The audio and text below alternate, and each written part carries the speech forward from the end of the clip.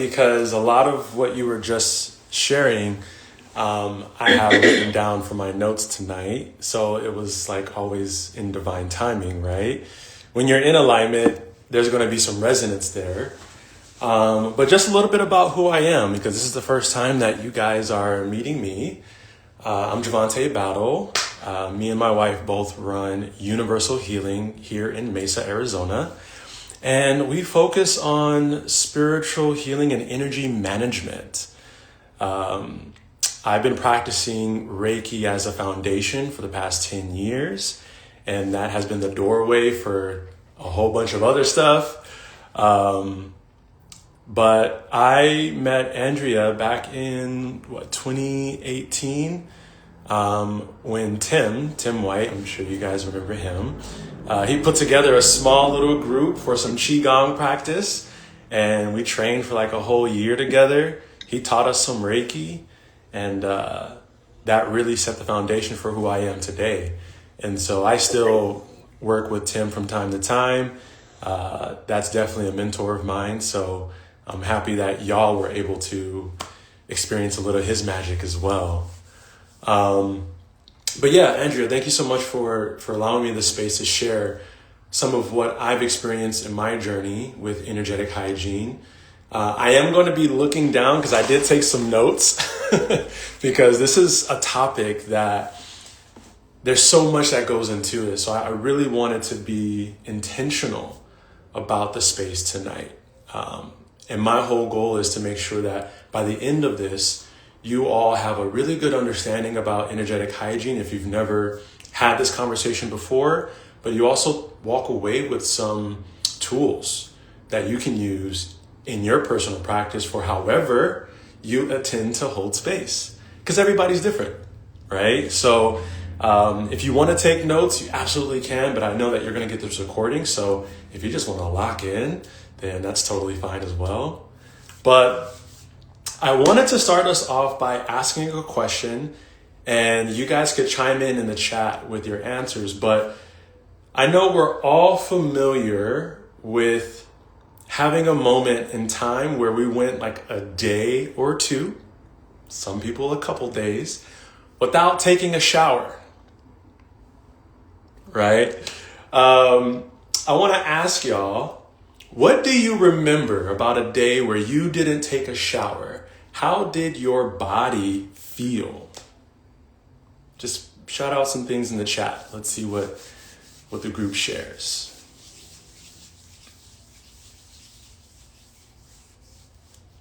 Achy. Brooke said amazing. After a day without showering, Brooke, you felt amazing? No, I'm just kidding. What about emotions? Kyler said gross, sticky, and dirty. Not clean, heavy, yeah, depressed. Any other emotions? If you guys could recall about a day or two where you didn't take a shower, how did you emotionally feel? Or even where was your mindset? Can't sleep, anxiety, yeah. So the reason I brought that up is because just like the body starts to have these experiences when we don't clean ourselves, we feel heavy, dense, we start to have low capacity. When I was a new mom, Karen's like, I've been on top of it. Douglas, oh my gosh, you got a funny group today. But just like the body starts to feel heavy and there's this sense of buildup that affects us in terms of how we feel, how we think, even how we rest, that's the same thing that happens with the energetic body. Okay, when you don't take care of yourself energetically every single day, you start to accumulate energy. You're constantly in contact with people through conversations, you're meeting people, you're going to different places that hold and contain energy, right? And so this is important to think about because as the body accumulates, so does the energy field. Now, The difference is, though, with the energy field is that we don't always recognize this. You can recognize it physically. You can feel it when it's like grimy and you feel nasty and dirty, but energetically, it is so subtle that sometimes it just goes under the radar. And that's where the problem starts to set in. So let's define, with you, Doug, let's define what energetic hygiene means. So when I talk about energetic hygiene, I'm talking about something very simple and very practical. It's not something that's like far off and super mystical, okay? It's the consistent practice of clearing, stabilizing, and maintaining your energy so that you can move through your life clearly and hold space for others without distortion. Okay? And there's really 3 parts to energetic hygiene, which is clearing what isn't yours, stabilizing your internal state, and then strengthening your field over time. So going back to what I said earlier about Andrea sharing her side of things, you're going to have some mirroring effect of what she said versus what I wrote down. Now, why does this matter? So you all in some capacity will be holding space soon. This becomes even more important because you're not just holding space, you're also transmitting your state of being. Okay? If your system is overwhelmed, that's going to show up. If your field is clear and grounded, that will show up as well. So people won't just feel your words. They're going to feel your state of being. Now, Andrea mentioned the bodies earlier, and I actually want to go just a little bit in detail with this. Another topic that you could spend hours on, but there's 4 main bodies that we function through just in our daily lives, but when we really hold space. The first is what I call the spiritual body. Some people call it the energetic body. But the spiritual body is your field. This is going to contain your sensitivity, what you pick up from others. Then we go a layer deeper and we go into the mental body. This is where your thoughts are, your focus, your internal dialogue. Then we have the emotional body, what you feel, what you carry, and what hasn't processed. And then we have the physical, where we get into your nervous system, your breath, and the tension that the body physically holds. So if one of these is off, it's not just isolated. Everything overlaps, so it's going to spill over. And the reason for this is because we're multidimensional. And so if you've never heard that term before, let me be the first to tell you, you are a multidimensional being. You operate in different dimensional spaces, okay? Now, how does residue build up? Most of the time, people don't realize how much they're actually taking on. And so this happens through a few simple things. You have conversations with people who are going through something. I'm sure all of us have been at some point where we're just having a conversation with somebody and they feel so safe and they just start dumping. And we're like, shit, okay, we're going there. And you're taking it all in. That's how easy you can start building things up. Another way is you simply being in stressful environments. And that's something that we can't fully get away from.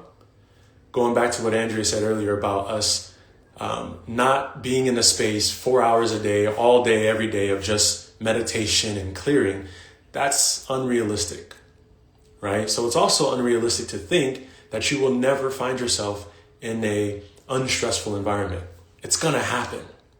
But that is one of the ways that residue starts to build up. So who are you around on a regular basis, right? If you work a 9-to-5 job and it's toxic in that motherfucker, you can't help that. So you really got to take some time to practice to help you clear your field. But that's something that you can't get away from if you got to show up for work. Another one that's, I feel, more recently become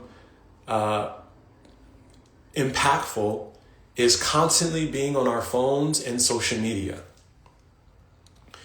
Through human evolution, our bodies have developed over millions of years. Technology has only developed, in the last 50 to 60 or so? So the human body isn't designed for the type of interaction that we're now experiencing with these electronic devices. We weren't meant to be connected to as many people as we are online, especially on social media. So if you're constantly scrolling, you are literally going from portal to portal. You're tuning in energetically. As they say, the eyes are the gateway, right? So what you see and what you hear does have an effect on you. You can try to be as spiritual as you can be, meditate as much as you want, but if you spend 2-3 hours scrolling per day, it's going to have an effect on you. That's how the residue starts to build. Also, not processing your own emotions fully. Now, I don't think that's this group here, but we're human, right? We try to muscle through things and just keep on pressing with life. There's some things that are really traumatic, stressful, scary, that isn't happening in the present moment, but we didn't address it when it first happened. So it's still in the back. It's still hanging on. It's still in your backpack that you carry with you everywhere you go. So unprocessed emotions also leads to a buildup. Or you just simply giving so much without resetting. So Andrea, I love what you said earlier about taking intentional time to fully rest and not just getting 8 hours of sleep, but you probably need 2 or 3 days where you're disconnected from everything and everyone, because you got to pull your field back into your own space, because it's easy for us to be attached and connected, right? So most people think that they're tired and fatigued, but really they're experiencing an accumulation. They've accumulated so much mental and emotional energy that it's literally just weighing on their nervous system and their physical body. Now, I want to share with you some signs that you can look at to see if you really need to check your energetic hygiene. And so there's some clear signs that you can look at within your own system to see if you're clear or you need to reset. The first one is really easy. You feel drained after being around people. I get that all the time. So I do my energy work full time. When I first started, I was trying to help anybody and everybody. So I was trying to do, 3 to 4 sessions a day, 4 to 5 days in a row. There was a moment where I had the capacity to do that, but very quickly I learned I needed to slow down. I needed to space some things out. And so now I intentionally set the space where my max is 3 sessions a day. And if I have 3 sessions on a Monday, I'm probably not going to take one on Tuesday. I'm going to wait maybe till Wednesday, Thursday to allow myself to do what I need to do to get myself back in the proper alignment. After being around big groups, I love talking to people. I love communicating. But there comes a point where I just pick up too much energy. And my body will start to tell me, And I'm like, okay, I gotta check out. I'll see y'all later. Peace. I'm a father of 4, married to my high school sweetheart. And there's times, even at home with my family, it's just too much. And so I've gotten to the point in my relationship with my wife where if I get that way, where it's overstimulating for me, I speak up. I say, hey, babe, I need to go for a walk, or I'm going to go to the back and sit under the tree, and I just need to be in my own space. And I've had to learn over time that I need to express that, because I would oftentimes just hold it in because it's my family.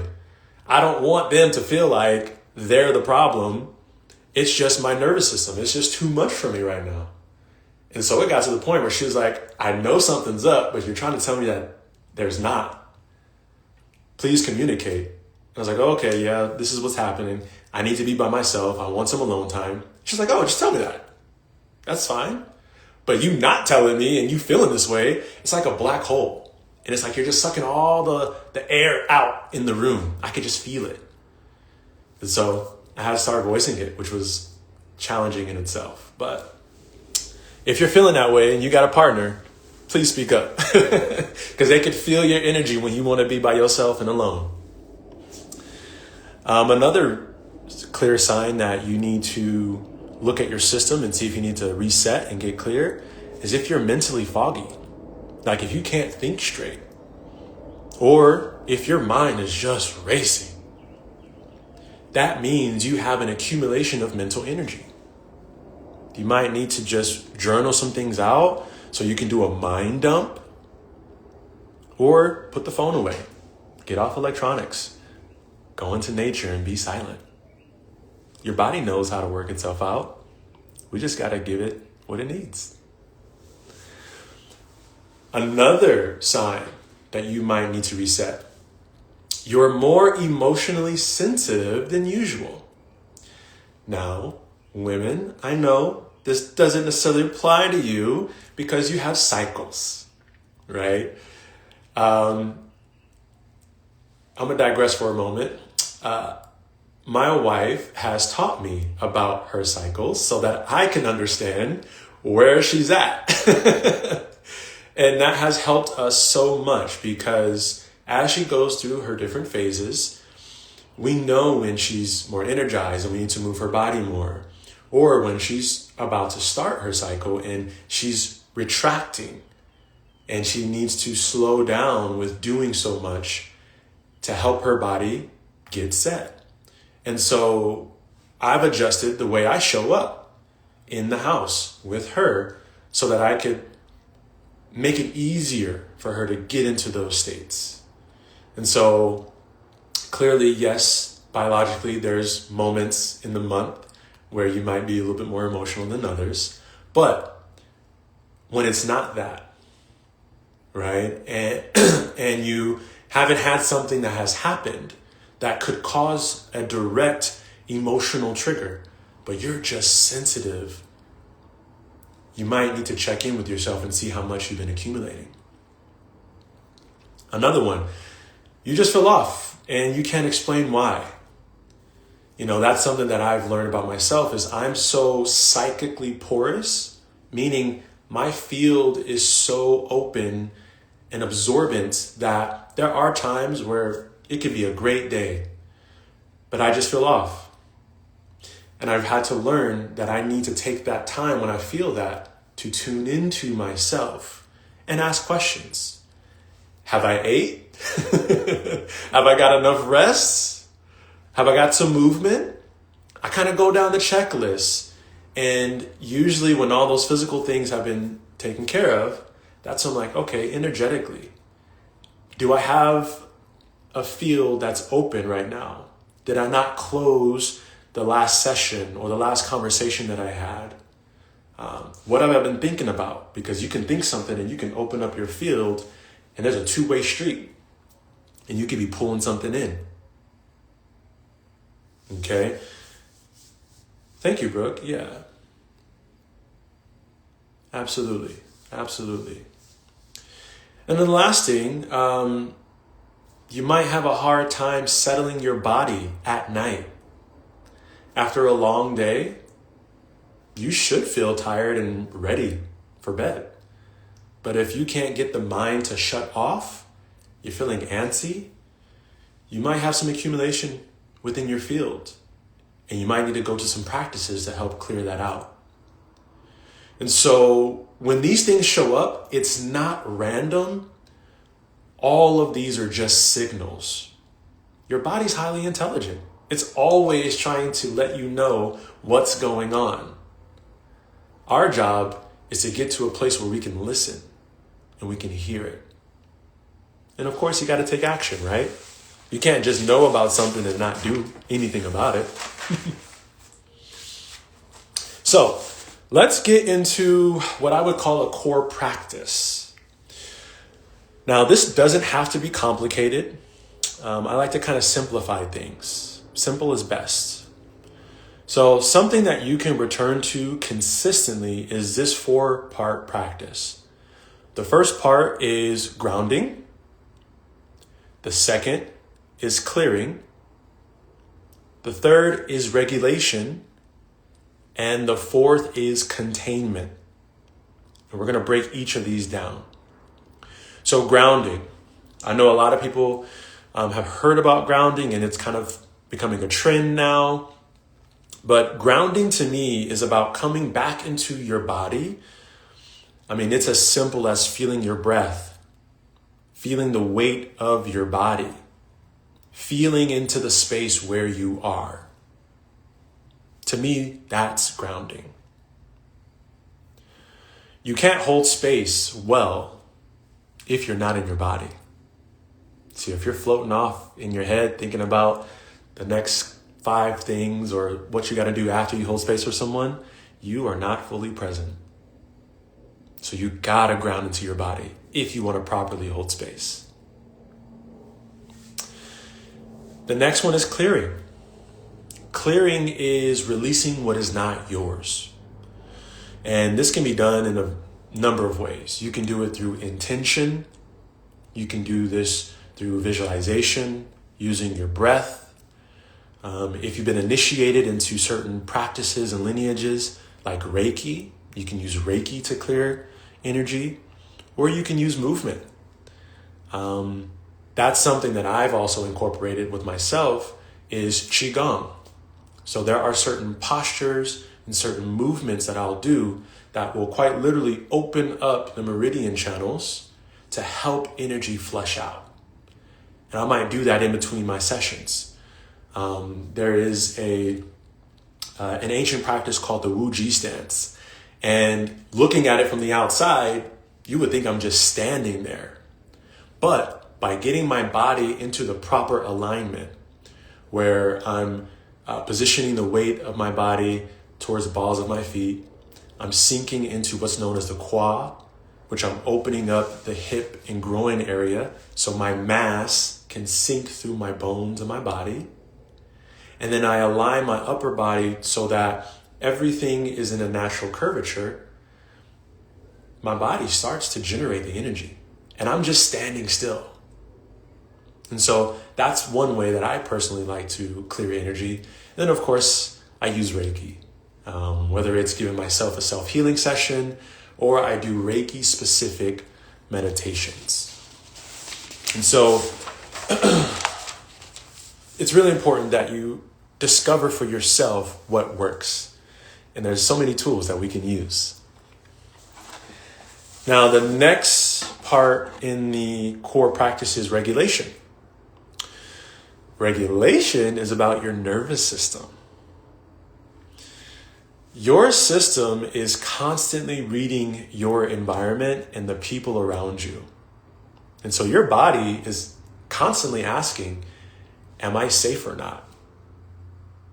We're constantly scanning around to make sure there isn't a threat. And when you're with somebody, your nervous system begins to sync. So this is called entrainment. So this is why you can, even on the phone, when you start talking to somebody who's grounded. So I'm going to use Tim for an example. If you started to feel relaxed and chilled out or even a little bit giddy and joyful talking to Tim, that's because that's his natural state. Whenever I get with him, I see him every Monday. Whenever I get around Tim, I feel like a little kid. He makes me feel joyful. And we sit there and laugh. One of the things, I'm going to put him on the spot. This dude, he don't care who's around. Andrew, you probably know what I'm going to say. This dude will fart. Okay? Like, he doesn't care. And it's the safety that he creates in the space. And he don't care that I told you that too. Because if you was by him, he'd do it. He'd be like, oh, had to let it out. And so when I get around him, I feel so at peace. I feel calm. I feel grounded. So I'm sure you all have somebody within your circle that once you get around them and once you start talking with them, it's like, oh, I can just sit back and relax. Your nervous systems are becoming synced in its entrainment. And that's very important for us, for those of us who hold space. Because as you are holding space for other people, they start to sync with your nervous system. So if you're calm and you're steady, that's what's going to happen within their system. But if you're feeling anxious, flighty, if you're feeling overwhelmed, guess what? It's going to activate and trigger their system to mirror that. So regulation is about your nervous system. Okay? And so it's important to clear what you have within your field so that regulation can determine the quality of your presence. I hope that makes sense. The more regulated you are, the more permission you give other people's system to also become regulated. All right? It's like a permission slip. You're letting them know it's okay to drop your guard. Now, the last section in the core practice is containment. Now, containment is something a lot of people skip, but this is also very important. This is bringing your awareness back to yourself and not leaving your attention scattered and externally attached outward. So oftentimes, I'm going to give you an example. When I first started holding space for people, I would constantly be thinking about them after the work was done. Ooh, I hope they feel good. Like, I hope that, they're able to rest, or I hope their integration is a graceful and peaceful one. Now I'm attaching my field and I'm leaving that open. And there's going to be an exchange energetically. And so I had to learn, because I felt it. I couldn't be settled. It was hard for me to be grounded. And I was like, what's happening? And I sat with myself. It's like, oh, you're thinking about so-and-so. It's been 2 days. Let it go. Let the work do what it's supposed to do. And there's something to be said with that. If you're holding space for someone and you're still attached to the outcome, do you really have faith and trust in the work you're doing? Because if you're steadily thinking about it, you are wanting to create an effect. You're wanting to manipulate the outcome. Just let it be. Once you finish your work and you close that space down and you disconnect, trust that what you did was enough and they received exactly what they needed to. And so your presence will become stronger when your energy is contained. And this builds like a compound effect over time. So let's talk about before and after holding space, what the practical application of this looks like. So I would give you this kind of structure. I would say before you hold space, you should first ground yourself. Bring your awareness into the body. Then clear your field. So if you got any emotional expression hanging on, if you had a disagreement earlier in the day or something happened that wasn't your preference and it's kind of just lingering, deal with that before you open up the space for others. After you clear your field, set your intention. This is how you prepare your state. And then you get into the space, you do the work that you're doing. And then after you hold space, begin releasing what you connected to. Like for real, intentionally state it.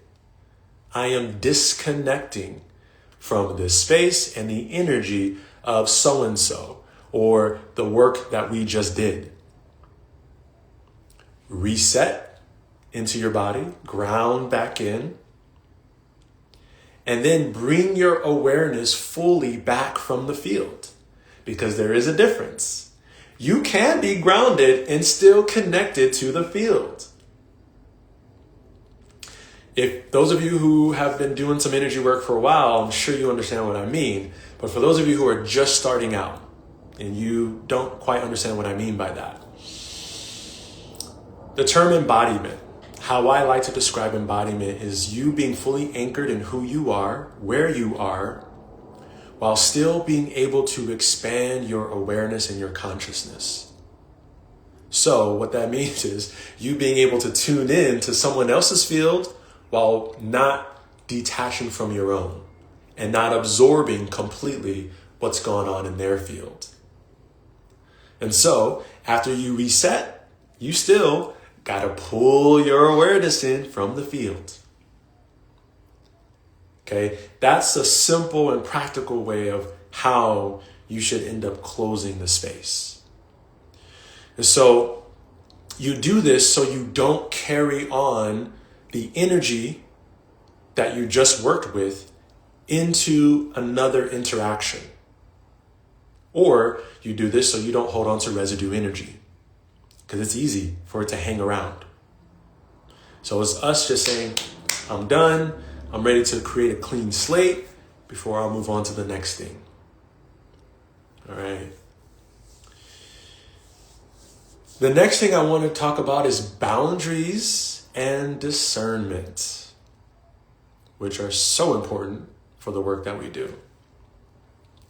One of the biggest lessons in this work is this: holding space does not mean absorbing. It's important you understand that.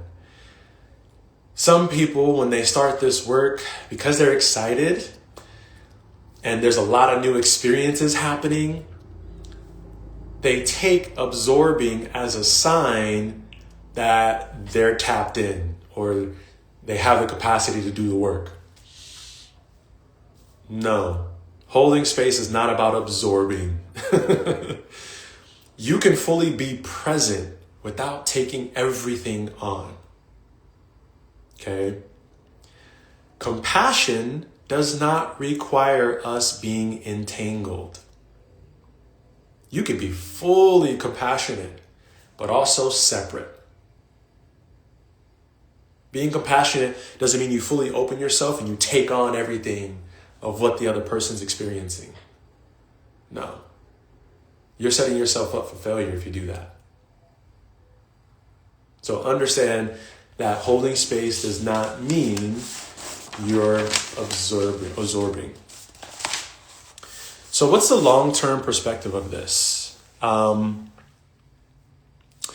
goal isn't to be constantly clearing yourself all day, like we talked about. The goal is to become more stable so that you can become more aware. And that has less effect on what's happening around you. So the more you become stable, the more you become aware, and the longer you practice this, like she mentioned about Tim and his state of being, there's not much that can affect him because he's had time spent in cultivating.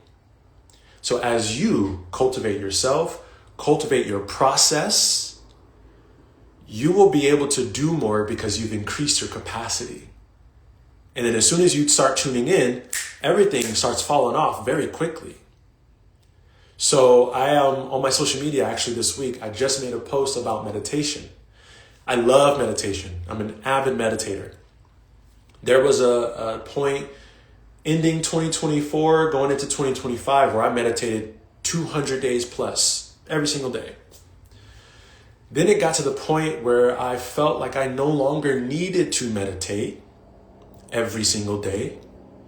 And every time something came up where I felt my body getting triggered, or I felt my mind wandering more than usual, all it took was an intention of me directing my focus inward and taking maybe 3 to 5 deep breaths, and literally my energy would just drop and I would feel stable and grounded in my body. And so the need to sit in long meditations didn't feel like I had to do it anymore because I was doing it for so long consistently. So I built up this, if you could say, a reservoir of a condition where now I can sit anywhere, close my eyes, take a few deep breaths, and I'm already in. So by you practicing energetic hygiene over a long period of time, eventually it'll get to the point where you're not taking on so much from your environment or the space you hold, and it becomes easier for you to detach and let go of things. And so I know that was a lot.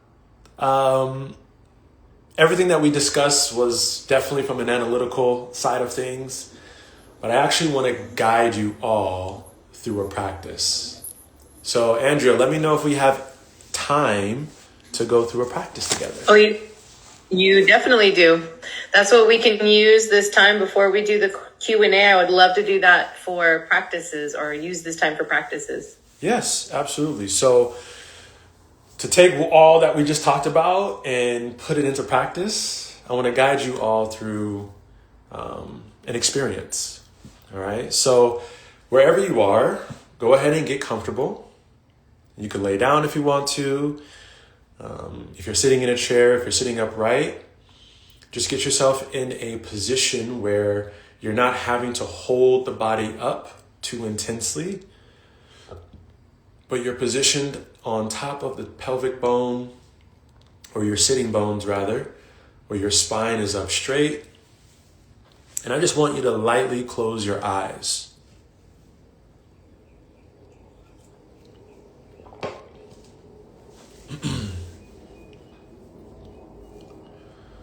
And for a moment, I just want you to tune into your breath.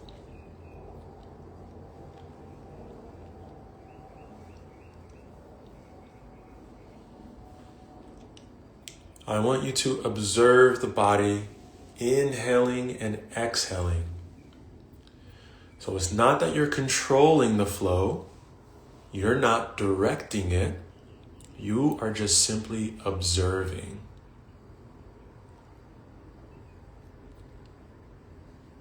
So as you breathe, nothing should feel forced.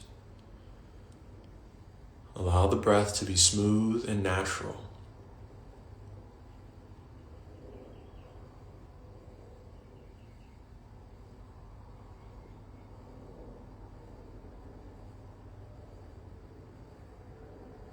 Now, for some, this might feel a little challenging, sitting in that observation seat and letting the body step forward to breathe.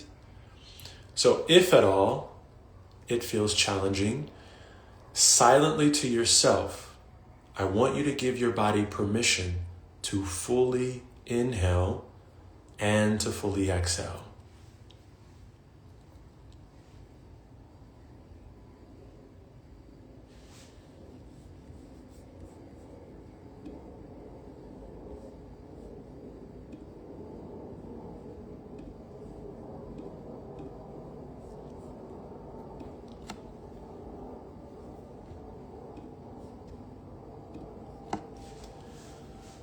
Now, we were just in the thinking mind, having the discussion. And so we're now shifting the nervous system to relax into the body. And so you might feel the mind wanting to continue to turn over, bringing up thoughts, images. Just allow that to happen. Don't try to change it. Don't judge it.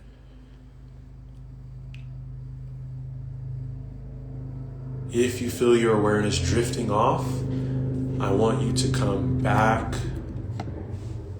to your breath.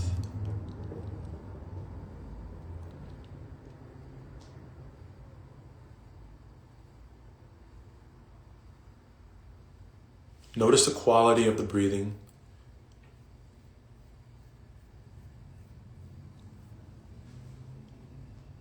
Notice if it feels tight, tense, or if your body is softening as you continue to breathe.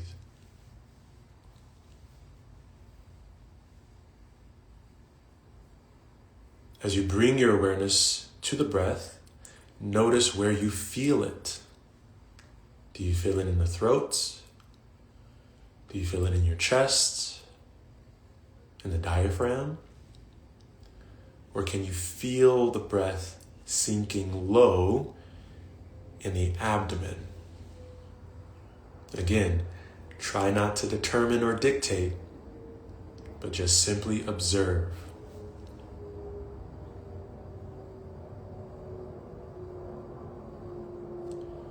This is a simple way of grounding into the body using observation, stillness.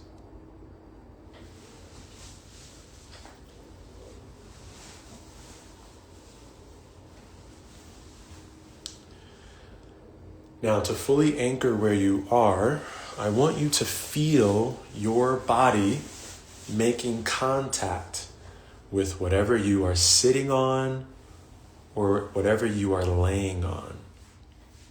So if you're sitting in a chair, I want you to feel your glutes, your hips, your lower back, making that connection to the physical chair.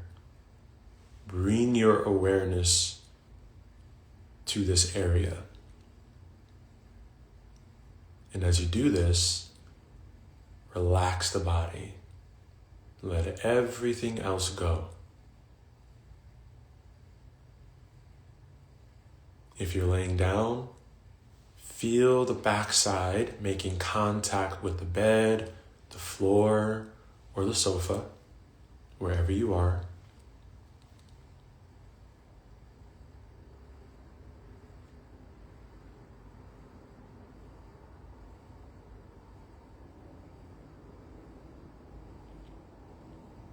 And as you begin to exhale, I want you to imagine the entire body softening.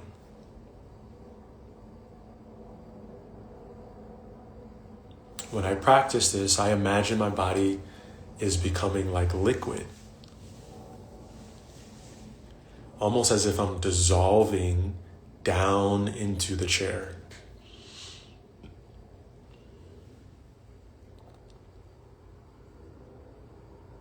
So just feel everything sinking.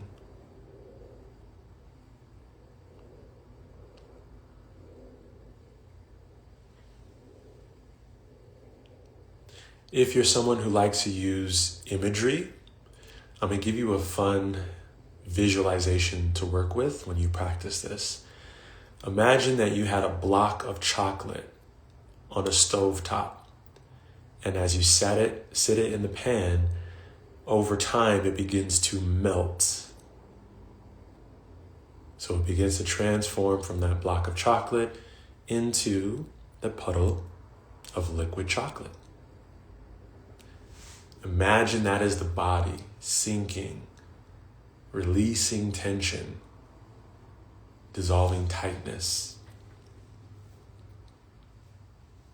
And so as you do this, you may notice certain parts of the body tighter than others. Most people hold a lot of tension in the throat, within the chest, in the diaphragm. Sometimes we hold tension in the jaw. And a lot of people hold a lot of tension in the hips, in the pelvic floor area. I want you to imagine all of those regions softening.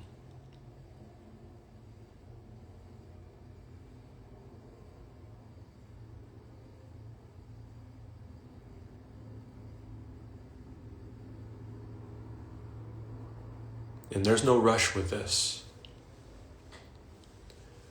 The best thing that you can do when you are grounding yourself and tuning into your field is take your time.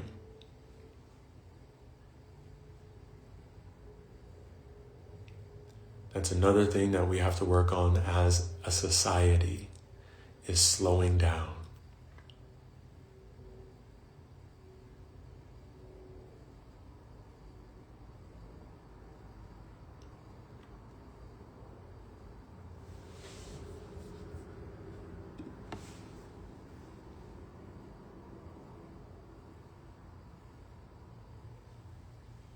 Now, from this point, the body has settled in, you're grounded.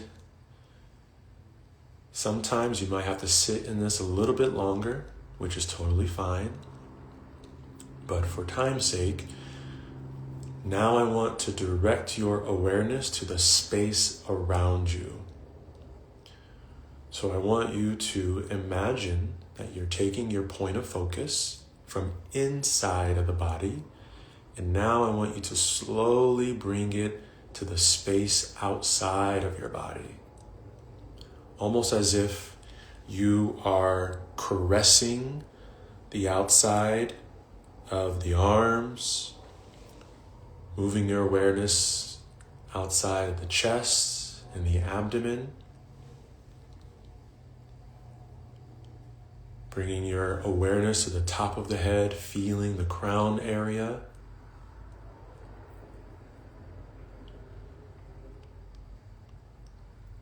Bringing your hands or your body and your awareness to the space behind you.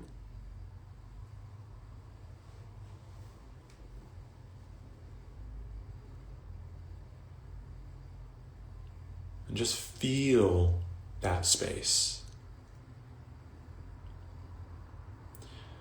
You might notice tingling sensations. You might feel waves, pulsations, sometimes even chills as you begin to shift from the inside to the out. All of that is normal for you connecting to your field.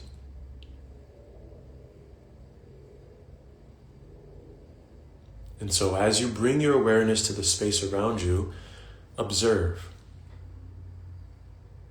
Notice if anything feels off, heavy or dense, open. And if you do notice something, tune into it.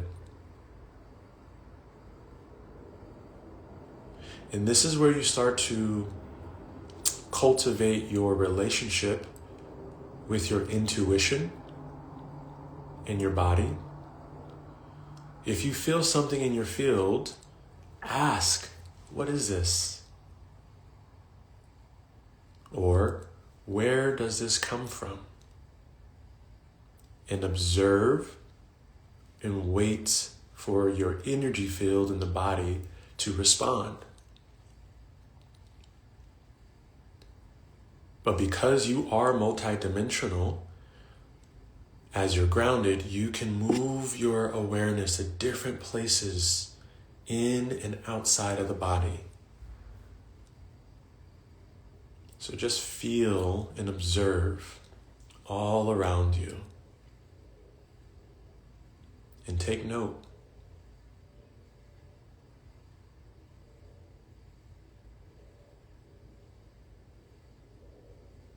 Now, when you do this practice, some may notice that their life force energy may start to activate. So if at all you feel like Once you drop into this space, you want to start moving your body. That is also natural. Allow yourself to freely express that movement, because that is energy.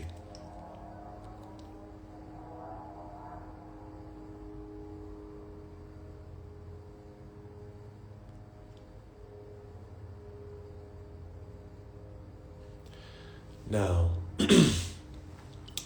bring your awareness to the top of your head, and I want you to just feel and sense the crown area.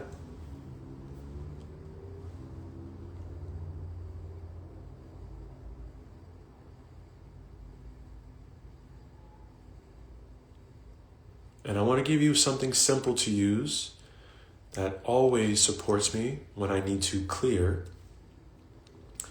With your awareness at your crown, so bringing your entire focus up to this point, I want you to start envisioning in your mind's eye a waterfall.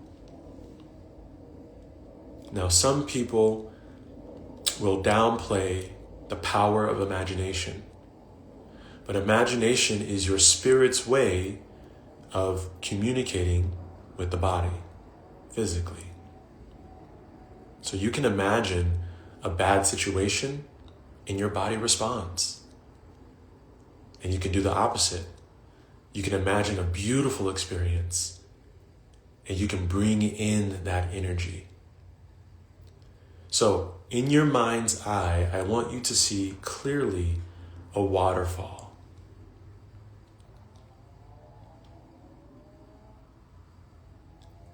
And I want you to imagine that waterfall is naturally falling down through the face, tumbling over the forehead and the eyebrows, moving through the head, clearing the ears, the bridge of the nose, the cheeks, your jaw.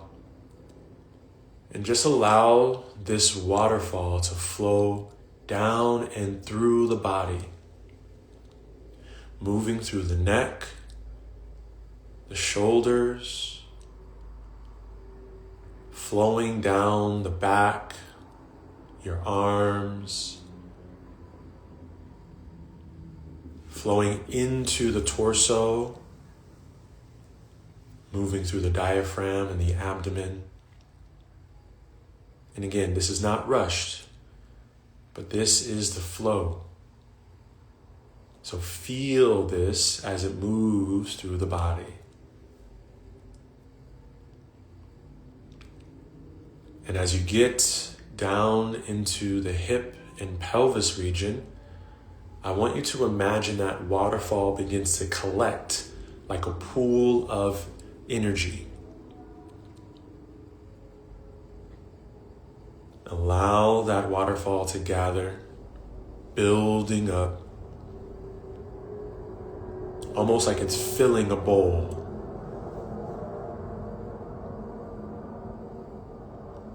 And at some point, it's going to get so full that it begins to spill over and it continues to flow through the hips, down into the thighs, making its way to the knees.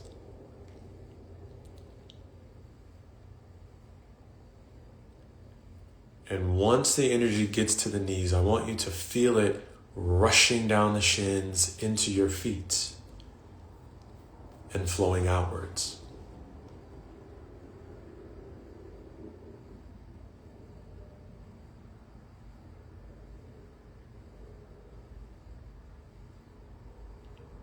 And so feel within your whole body, there is this continuous flow of energy from the top down, where if there was anything that was stuck, any tension or tightness, all of that is being washed away, allowing it to flow.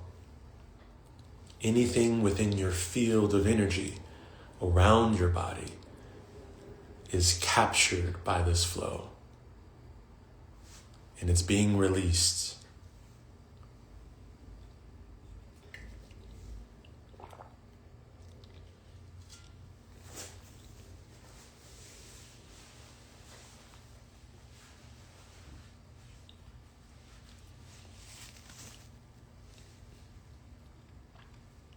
Stay with it. Keep the body relaxed.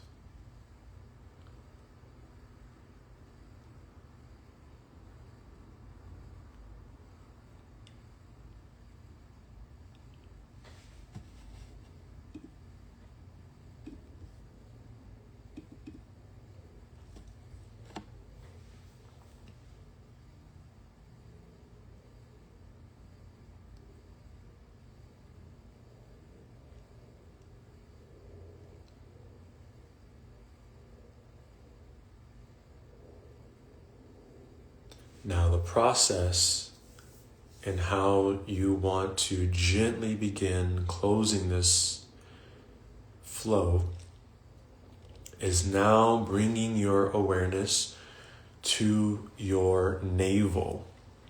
I want you to feel the area around your belly button.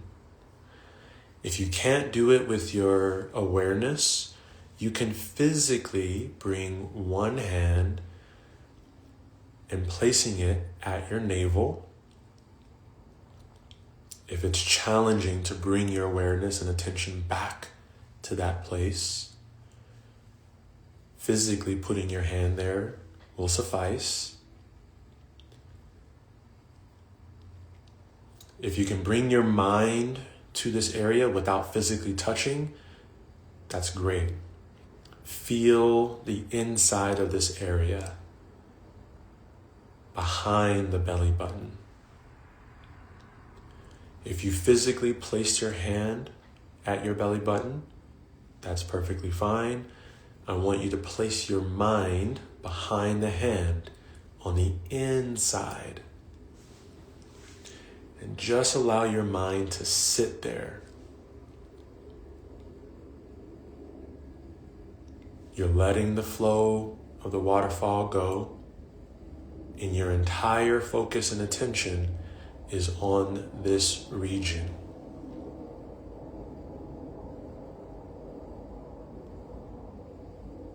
I want you to feel how subtly your energy is beginning to gather in this space.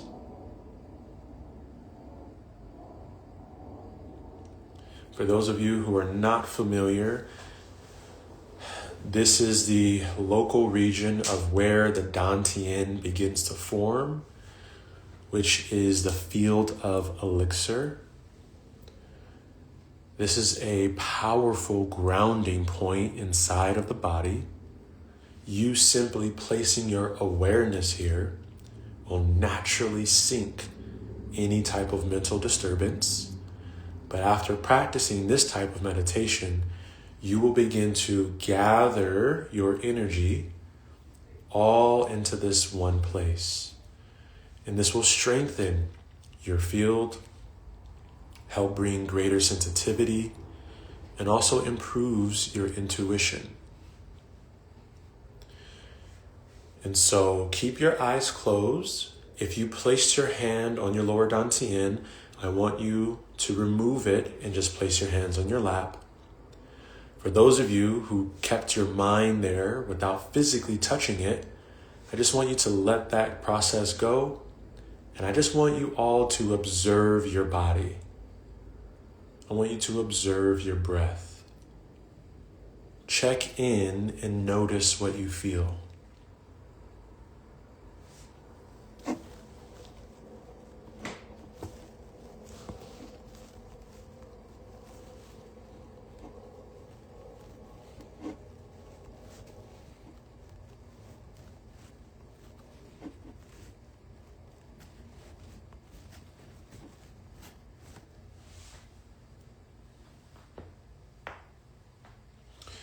Before you open your eyes, I want you to do some shoulder rolls, wiggling your toes, moving your fingers.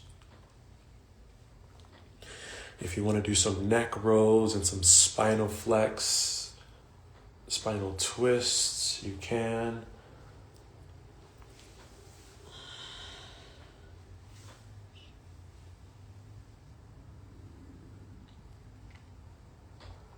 And when you're ready to come back fully, take 3 deep breaths and long exhales.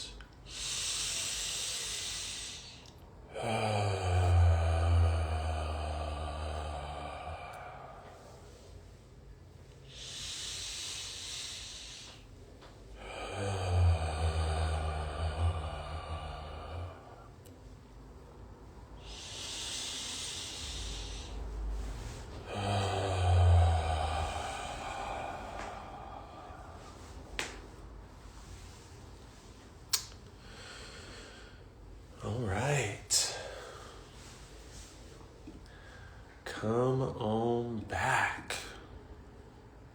Andrea, I saw you in the beginning. You couldn't stop yawning. Your nervous system was shifted.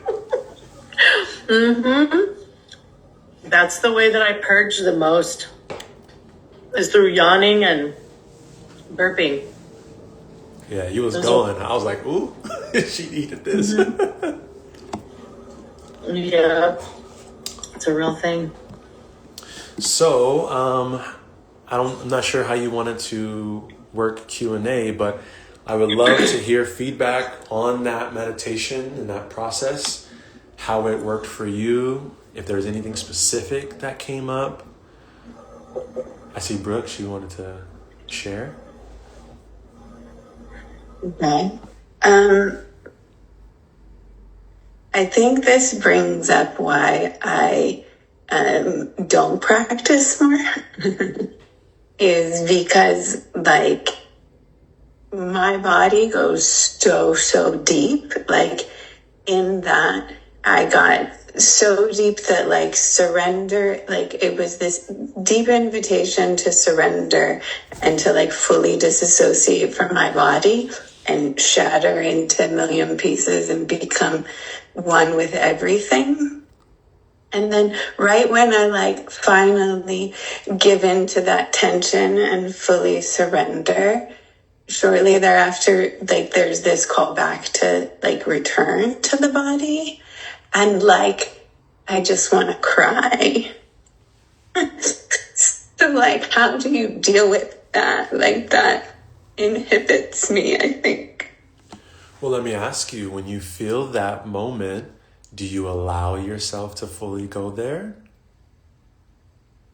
I think I do. I think I just, maybe the practice is to, like this was contained, so to like allow myself to stay there a little longer and kind of deepen into that practice, then maybe the like grief of separation wouldn't be there.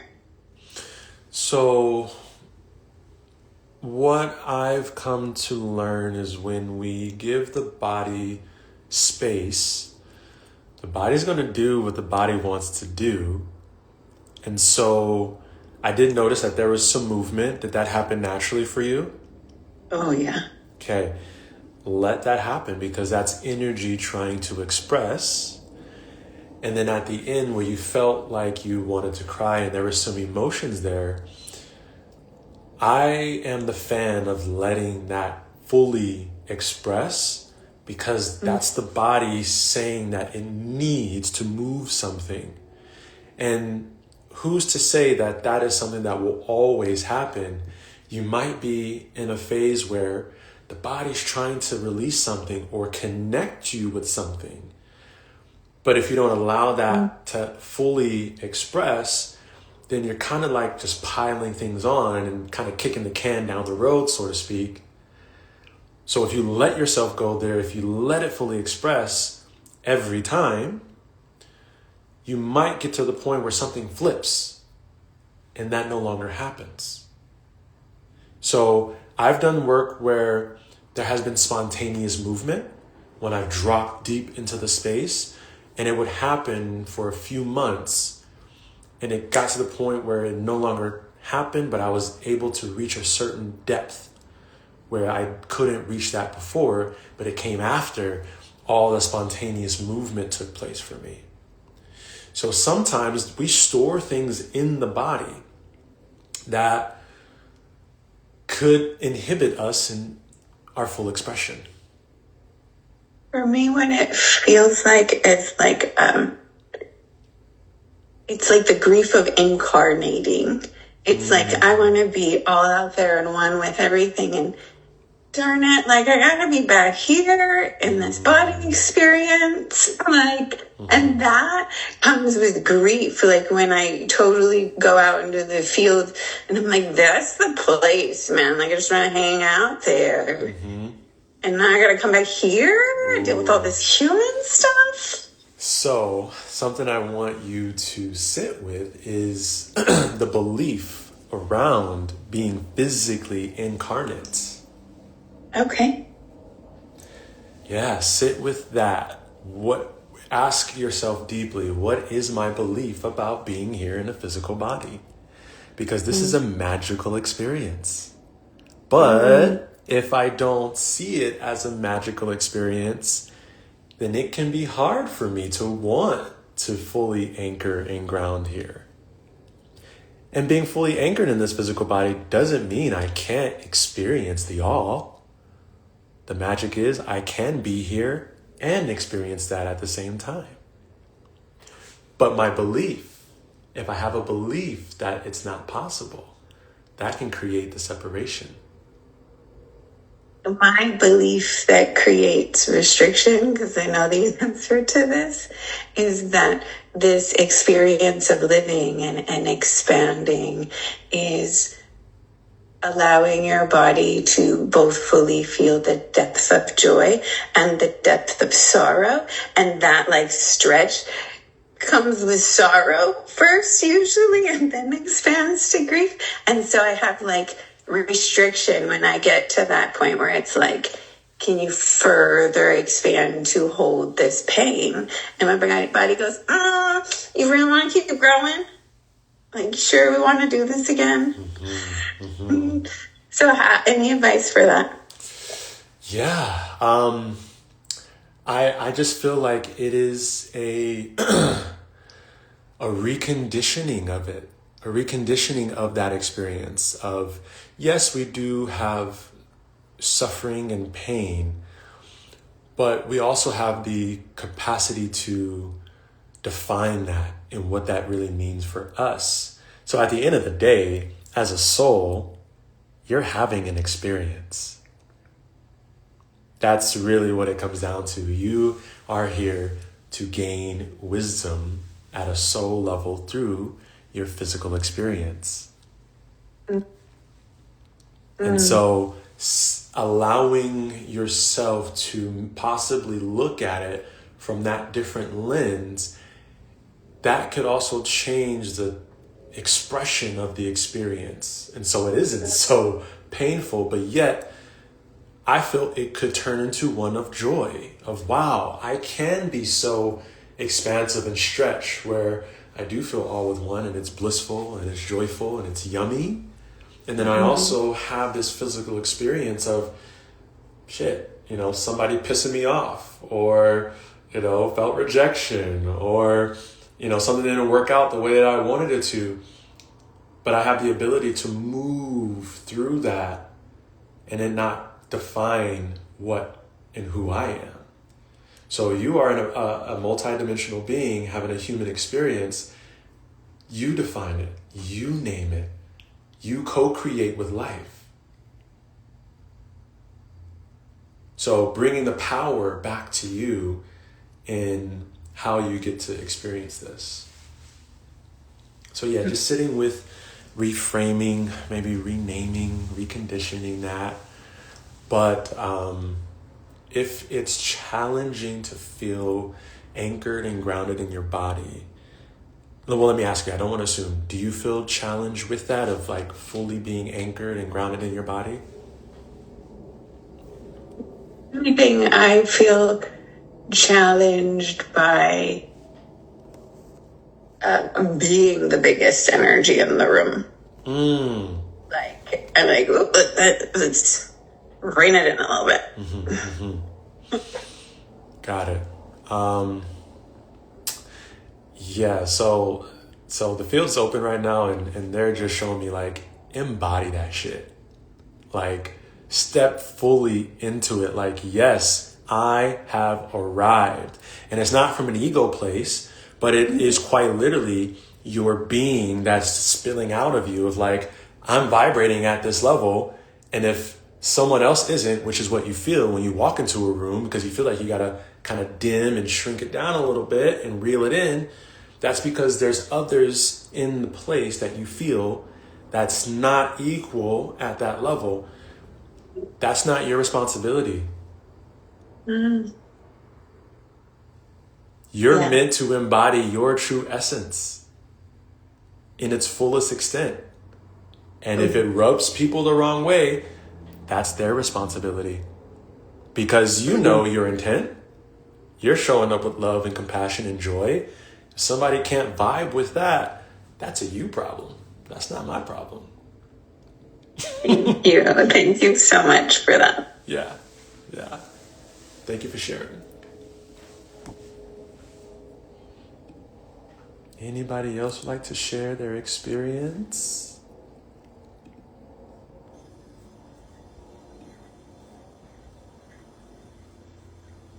Or does anybody have a question at all for Javante? I can share. Hey, Kyler. My experience with that meditation practice, it's always really great to come back to the breath and recognize your own body. Just because me personally, I feel like I do lose that on a long-term basis without, putting a lot of attention into it, especially if there's a lot going on, get super busy. I forget to do a lot of those things. And a lot of that comes up when I get back to doing it. And it comes up as a really big tightness in my body. When you were kind of with that waterfall, I felt like that kind of was washing it away little by little.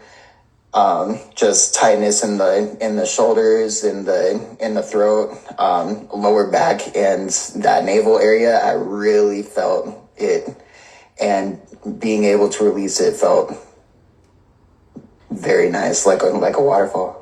Yes. Yeah. Thank you for sharing that, man. It can be as simple as that, right? And I'm a big fan of using our attention.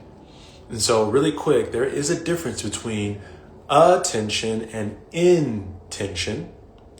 Intention is our desire to create change, which is good sometimes, but in the process of energy manifesting, it actually could get in the way of the mechanics. But if we use attention, just simply being aware and observing, we are placing our focus there, but we're not trying to incite change. We allow the flow to happen and things will start to unravel on their own. So if you notice at the beginning of the practice, I was just saying, hey, be aware of your breath. Where do you feel it in your body? What we're constantly doing is going in and deeper and deeper and deeper. And once we get into this internal space, which I call the portal, right? The body is really the medium and the oracle. We connect to the environment in different dimensional spaces through the body. So when we're able to anchor into this space, it opens everything up more. And so if y'all can really take tonight from this meditation, the process of slowing things down first, bringing the attention and awareness into the body first, before we started to connect to things outside of us or creating an intention with the waterfall, that will make the process much more rich and deeper. Because if you immediately try to jump into the waterfall at the beginning of the meditation, we're two in the head. And it won't allow everything to sink. So connecting to the breath, connecting to the body first, feeling that anchoring and grounding, because that will open you up. And then everything you do after that will just become much more active and deep. But yeah, thank you for sharing that, Kyler. I'm glad that you like that. Thank you. Yeah. Kathy and David, you got a question? Yeah, I just wanted, well, I was going to share a fart, but I figured that'd be inappropriate. But no, I just wanted to share, Javanti, I just want to say thank you for being so prepared. And I really appreciate, like how organized you were and how you like really broke it down. And I really enjoyed the practice at the end, how you took it full circle. You talked about the theory behind it, and then you were like, okay, now I'm going to show you an example. So I just really appreciate how your tone, how you presented the information, just your level of knowledge, and just want to say thank you. Yeah, you're so welcome. Thank you for joining. Yeah.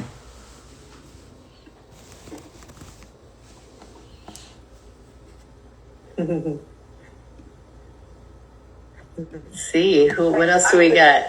I'll go. I also want to say Okay. thank you. That was amazing. And thank you for being so well prepared. I just get giddy after things like this. I go deep and then I come out like, la, la, la, la, la, la. Yes. And it's, I work with kids with emotional disturbance every day. And I know I'm taking on their energy. And that is why I shower and do my magical rinses every day. Because I don't want to end up, that is spiritual hygiene for me. And then with salt water, lime, cloves, whatever I do, and I do magic, things like that. And I didn't do that yet today. So this was kind of like that. And I'm just like, la, la, la. I'm going, oh, maybe I need to cut my bangs. I don't know. It's just like superficial stuff after I have that depth. So there's an expansion of joy and happiness. Beautiful. And I like to say that's a hallmark sign of energy shifting. After you do your practice, after you do your work, how do you feel afterwards? There should be something, not to say that it has to be super big or anything, but I mean, do you feel a little bit lighter than when you went into it?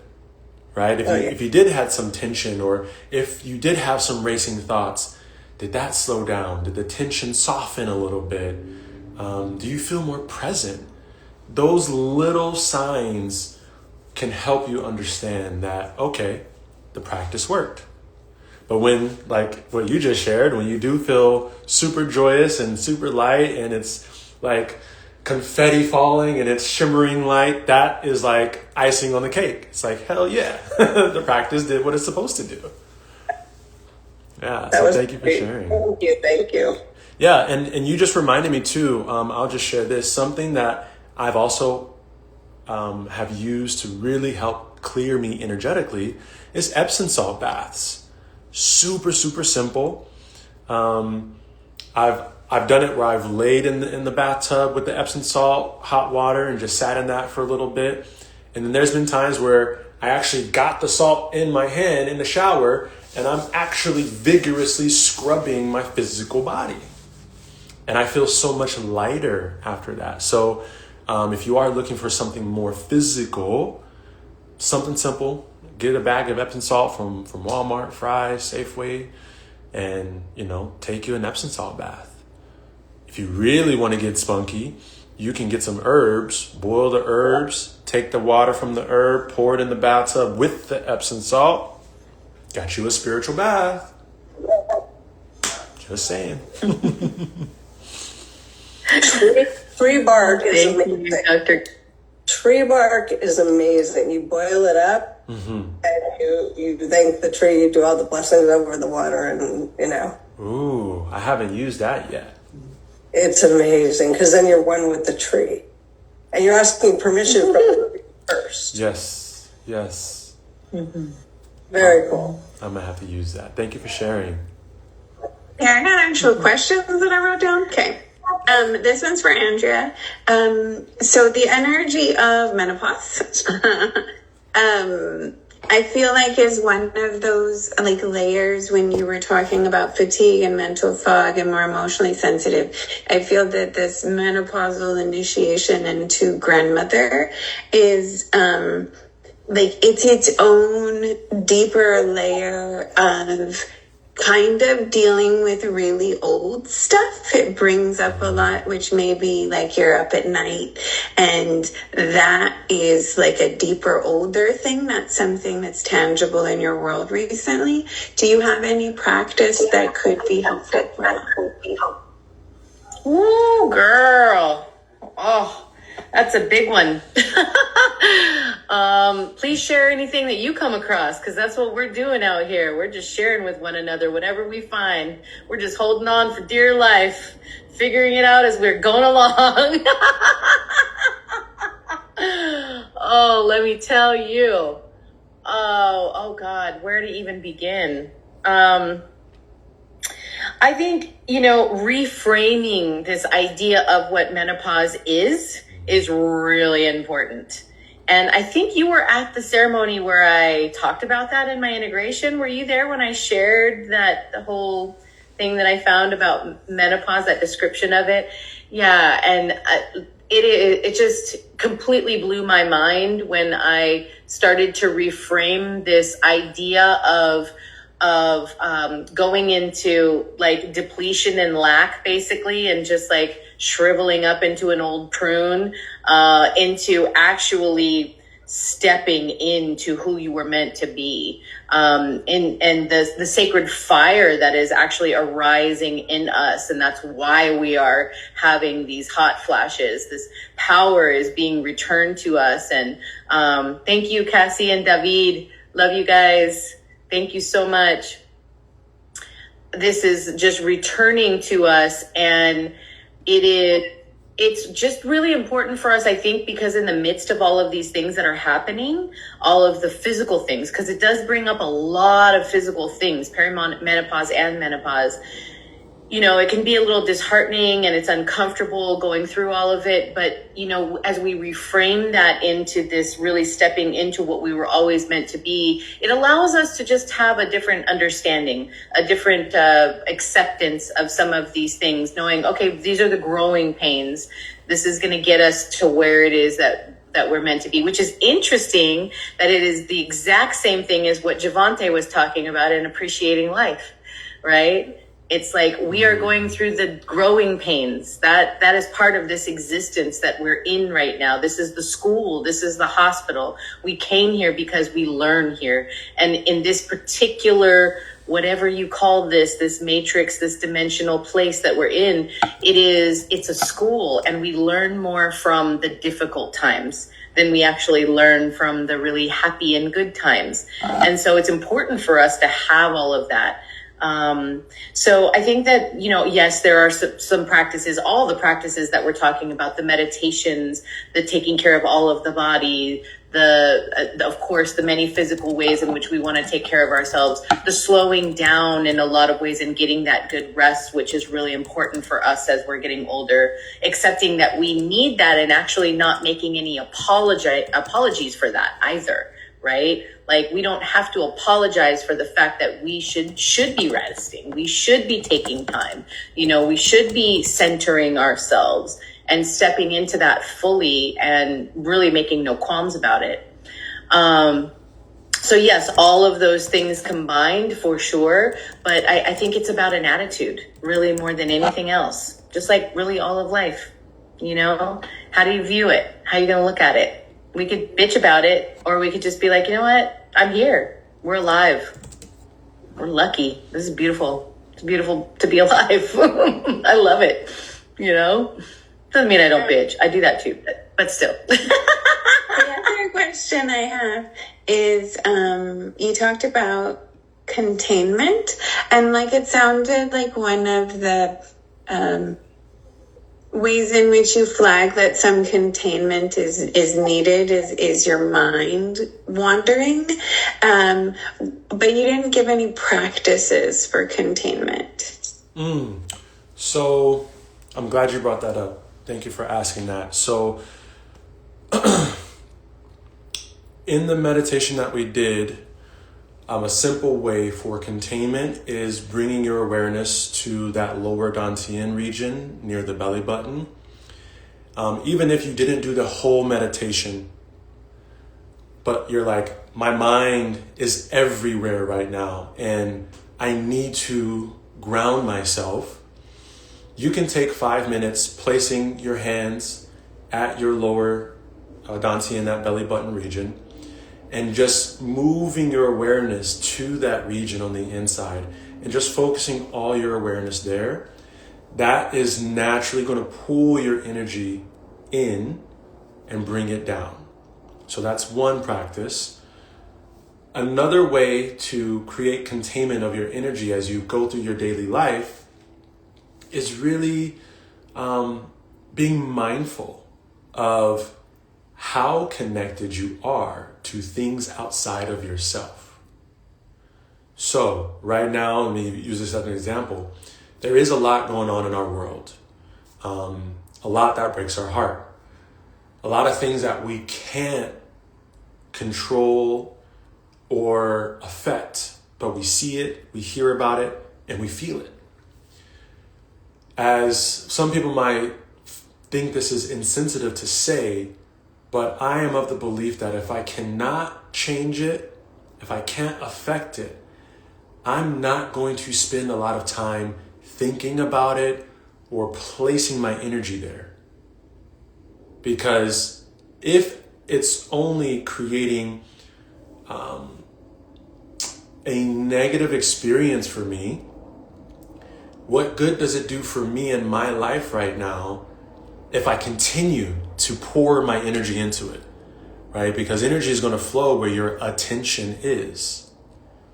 And so with everything going on, I've been telling people, be aware, but don't be consumed. We have to be aware. We got to know what's going on. But there is a level of consumption that we actually have to be disciplined with ourselves and create a boundary. So that's just a broad, really high level. But like, let's zoom in our daily life. Looking at the people in your environment. Asking ourselves, the people that we talk to on a daily basis, are they healthy for us? The type of conversations that we have or how they show up in their behavior. How is that affecting me? Just because they're family, I have to give to them and I have to hold the space for them and let them in and just let them vent. I have to draw a line in the sand because if it's affecting my peace, it's affecting my energy. So I have to have a level of a conversation with, hey, I understand what's going on. I know this is happening, but we got to figure something out because how you're showing up, how much you're sharing, you're venting, you're dumping on me. It's now affecting me. I can't even function properly in my own life because I constantly have you in my ear or I'm thinking about you. And I'm just using these very generic examples, but it comes down to looking at our immediate environment and saying, what's consuming our energy and how can I start to create that separation, the boundaries? Not to say that we're cutting people off. Sometimes you might have to. Like you might have somebody in your life where it's just not healthy and it's toxic and it's been that way for a long time. That might be somebody you gotta disconnect from. But you do have to create a container space for where you're in your own energy and it's peaceful and you're able to feel good. I don't know if did that help? Thank you. Okay. Thank you so much. We're wrapping up at the end of the 2 hours. It goes by fast, let me tell you. Yeah. Oh man, Javante, thank you so much. That was so beautiful. So grateful for everything that you shared. I did want to say that I really want to also give people some more practices. And so there was a few of our like Qigong and Bagua techniques that we worked with Tim that I think could be also helpful. I was thinking of the Wuji stance, which was one, the circle walking, I feel could be like really helpful with people who do this type of work. And also the microcosmic orbit was one of the ones that I was thinking. So, and there's a few others that I think that could be helpful. with the people who do this type of work. So I'm gonna talk to you about that. I can either just write some things down. I know that there's stuff online. I could find some videos, but it might even be cool, like if you'd be open to maybe doing me recording some video of you doing some of those practices. That could be really helpful. I just want to give people a few more tools to work with and see like what do they feel called to, so that they could incorporate at least one of those practices into their life. Yeah, absolutely. And that's super easy. Is I can set the phone up and send it over to you as a video recording.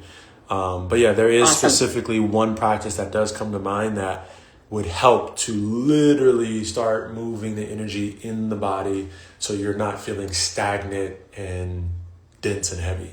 So we could definitely do something like that. Beautiful. Yeah. Okay, great. So yeah, I'll follow up with everybody. I'll include that in next week's emails as well. So we'll have even more practices. And yeah, thank you so much, brother. I'm so this is grateful great. for you. Thank y'all for having me on, and look forward to learning more about y'all journey. So if you want to give me a follow on Instagram, I would love to follow you back and kind of keep up with everything. Yes, and I'm going to put your information in the follow-up email to everybody tomorrow so they can reach out to you directly. So you and your wife not only are incredible practitioners, but you also are teachers. So if anyone is interested in being attuned to Reiki and learning through them, they are phenomenal. And I highly recommend them. So like we have talked about, that is a really good practice. If you don't already have that, whatever it is that you're doing, it's a beautiful practice to add to all practices, basically any modality that you work with. So Absolutely. yeah, I'll be sharing your information. Cool. All right. Well, thank you so much, y'all. Thank and you. Have a wonderful night. Thank you. Bye-bye. Have a beautiful night. All right, y'all. Thank y'all for tuning in. For those of you who stayed, that was a long one. This is like a 2.5 hour live. Yeah, I am going to post it. I don't know. I don't know. I don't think I'll post it on my stories. I'm going to just download this and probably put it on my YouTube. But that was us going through energetic hygiene, which is super important. So if anybody has any questions or they want to learn how to take care of themselves energetically, I am a teacher. This is what I do. And I'm able to meet you where you are, whether you're seasoned and you've been doing this for a while and you need something extra, or if you're just beginning. If you're just beginning your process, I can support you as well. So hope everybody is having a great night. And again, thank you so much for tuning in. Peace.